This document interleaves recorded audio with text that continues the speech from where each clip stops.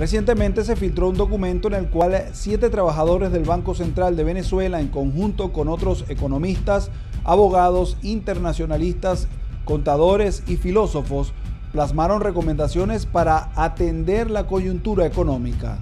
Estos serían los economistas del ente emisor y el resto de los especialistas quienes presentarían esta serie de medidas en Miraflores. El profesor universitario y diputado José Guerra tiene sus consideraciones sobre el escrito. Yo lo que veo que ese documento es más de lo mismo, reitera un conjunto de acciones que son claramente para estatizar más a la economía, que es lo que ha fracasado. Entonces, ellos lo que están diciendo en 2 palabras es, la economía le falta más controles, hace falta acentuar los controles, que es lo que está venido causando la crisis, el exceso de controles, sobre todo el control de precios y el control de cambio.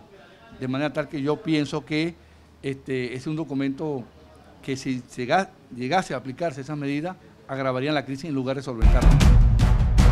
Según el documento, los expertos se enfocaron en la hiperinflación inducida, el desabastecimiento programado y selectivo de alimentos y medicinas y la escasez de efectivos. Veamos las propuestas. La primera de ellas es la creación del bolívar oro soberano, cuyo valor sea fijado por la cantidad de oro depositado en las bóvedas del Banco Central de Venezuela. Como propuesta alternativa, se sugiere fijar el valor del bolívar con respecto al petróleo, con base en la totalidad del mismo bloque decretado como respaldo al petro. Un disparate, porque el patrón oro murió en el año 1974, cuando el gobierno de los Estados Unidos, con Richard Nixon, declaró la inconvertibilidad del dólar en oro. Entonces ya no existe más el patrón oro, existe el patrón dólar y ahora el patrón euro. Pero respaldar una moneda en oro no tiene ningún sentido porque estaría sujeta a toda la fluctuación del oro en el mercado internacional. De hecho, el petróleo en realidad es el respaldo de la economía, pero no es un respaldo explícito, es un respaldo implícito en las reservas internacionales del Banco Central. Entonces no es un respaldo en el petróleo físico, sino en el petróleo transformado en reservas internacionales, que es lo que recibe el Banco Central por las exportaciones. Si tú no vendes el petróleo, no tienes respaldo. Exactamente. Otras de las medidas recomendadas pareciera tener carácter artificial que busca reducir la inflación recogiendo la liquidez sin resolver el fondo. Aumentar el encaje legal, ese depósito que debe hacer cada entidad bancaria en el Banco Central, e implementar un modelo dinámico que relacione el encaje legal específico de cada entidad bancaria de manera tal que aumente el coeficiente respectivo proporcionalmente al menor margen de intermediación a la actividad productiva y al mayor margen financiero de cada banco.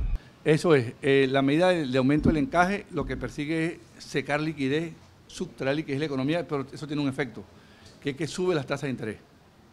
Entonces, porque el encaje es como un impuesto que la banca le paga al Banco Central. O que el Banco Central le impone a la banca. Entonces, cuando sube el encaje, sube las tasas de interés. Y sobre todo, abre el spread, el margen entre la tasa activa y la tasa pasiva. Pero disuade el crédito. Entonces, la gente que va a pedir un crédito que antes estaba a 10, ahora está a 20, no lo pide. Mantener y reforzar el control cambiario. Consolidar la medida suspendiendo la asignación de divisas públicas y privadas. Crear espacios para que el sector privado trance las divisas que tiene colocadas en la banca internacional sin que el Estado coloque las divisas que ingresan por exportación de las riquezas naturales. Otras de las medidas que recomienda el grupo de expertos del Banco Central y otros es la de fusionar la totalidad de los bancos propiedad del Estado. Eso tiene una ventaja, que es que crea economías de escala, porque te quitas un conjunto de gastos innecesarios, pero puede crear un macrobanco público que va a ser difícil de manejar, porque sería un superbanco.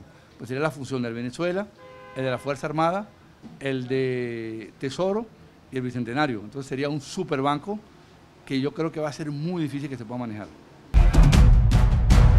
Proponen crear el impuesto en las fronteras. Toda transacción de productos desde Venezuela que no esté amparada por la respectiva licencia de exportación deberá estar sujeta a un impuesto en las fronteras. No se puede aplicar. No se puede aplicar porque si el problema yo puedo enunciar el impuesto, pero ¿cómo lo cobro? ¿Se van a parar en todas las trochas? Sí, por una parte. Y por otra parte, una economía que tiene una recesión no es aconsejable ponerle más impuestos, porque agrava la recesión, porque El impuesto es una medida de contracción de la economía, entonces no es aconsejable más impuestos. Ahorita, ¿cuál es la base imponible del impuesto? ¿A quién se lo vas a cobrar? A unos salarios depauperados, eso no tiene sentido. En resumen, una propuesta para controlar aún más la economía. Yo lo que veo que ese documento es más de lo mismo, reitera un conjunto de acciones que son claramente para estatizar más a la economía, que es lo que ha fracasado. Entonces, ellos lo que están diciendo en dos palabras es, la economía le falta más controles, hace falta acentuar los controles, que es lo que está venido causando la crisis, el exceso de controles, sobre todo el control de precios y el control de cambio. De manera tal que yo pienso que es un documento que si llegase a aplicarse esas medidas, agravarían la crisis en lugar de solventarla.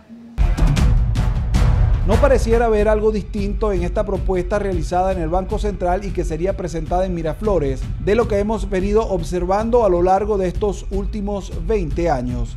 Desde Caracas, Fernando Tineo, Agencia de Noticias, Venepress.